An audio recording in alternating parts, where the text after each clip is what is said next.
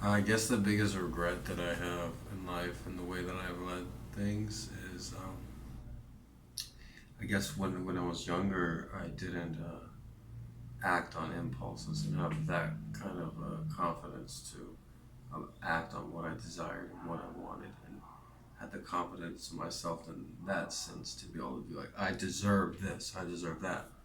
Coming up from an upbringing where I'm taught that I'm unworthy and not deserving of even a seat at the table, or not even deserving of anything, of not even our parents' love.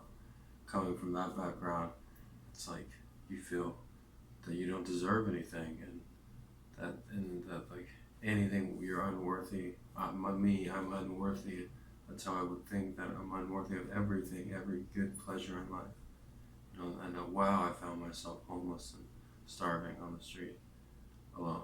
You know, like that shouldn't be a surprise if you're grown up being taught that mentality. And so I guess I wish I would have had the more confidence, whereas to take what I wanted. When the pretty girl liked me, take her. When I had an impulse to make a piece of art, do it. When I wanted to make a video every day or start just filming things, do it. You know, I saw like a few times it would seep out like my creative juice, like chew, and I would hide it away, like, oh, don't want anyone to see it.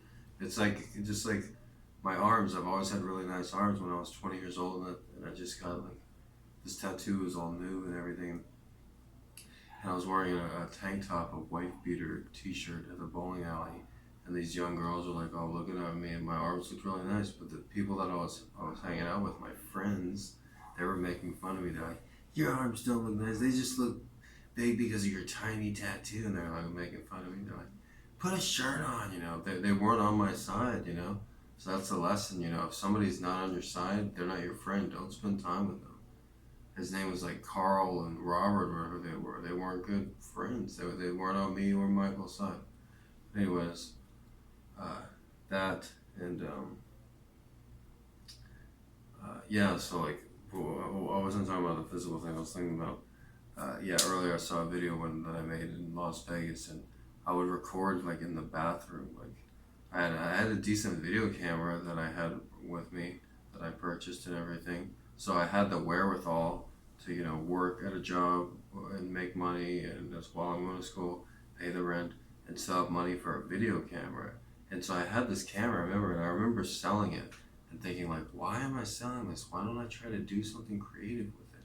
Like YouTube was out then. I had made already a couple videos that I just like threw away basically. I talked about in my last video blog. The I did a video for the Graduate movie, and I did a video for Garden Space, and they were so high quality people couldn't tell the difference. They were like, "You didn't make this. This is the actual like studio version." And I was like, "No, no, no! I made that last night. I stayed up all night making that." And then nobody believed me. But anyways, so I lost all that.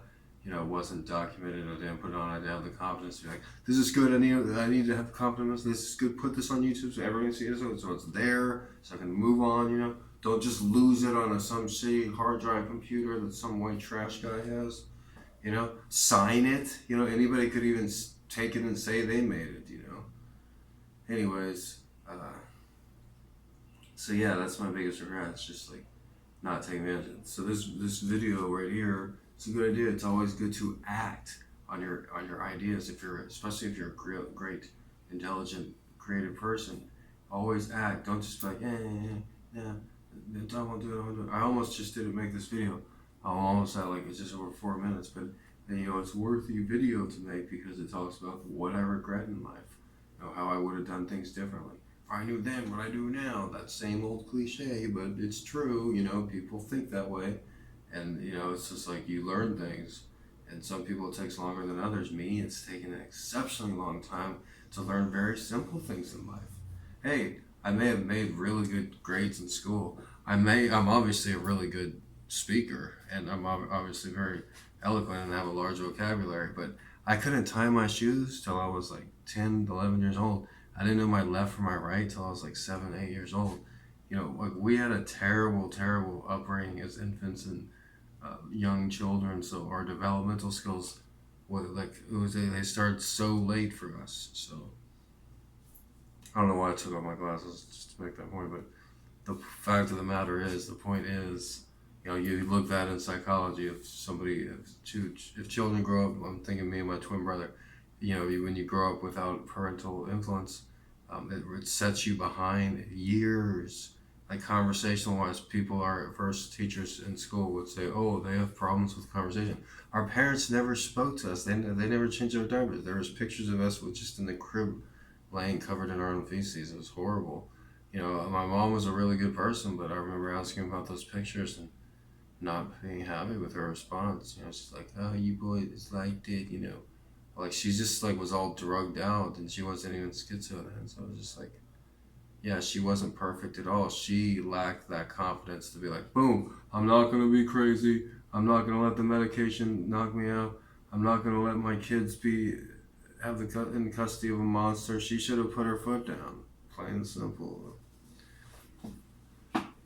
But yeah, you can't live in the past, and I'm not living in the past, but it is like an explanation, like, how did I get here? Like how is one of the smartest people on the planet like working as a janitor for years? Or not this. That's like you picture like, okay, look, I'm extremely intelligent as far as like I don't want to just talk about my IQ and everything like that. But if you haven't noticed, I'm very fucking bright, and like I've been impoverished and homeless, and I've suffered my whole life, and it's like from childhood and onward, and it's the same with my twin brother too, and like the way that we are, we're both really symmetrical aesthetically, and we're both very creative, talented, intelligent, but a little bit out there, and it's a lot of it the majority of it has to do with our upbringing. So that's about all I have to say about that. All right.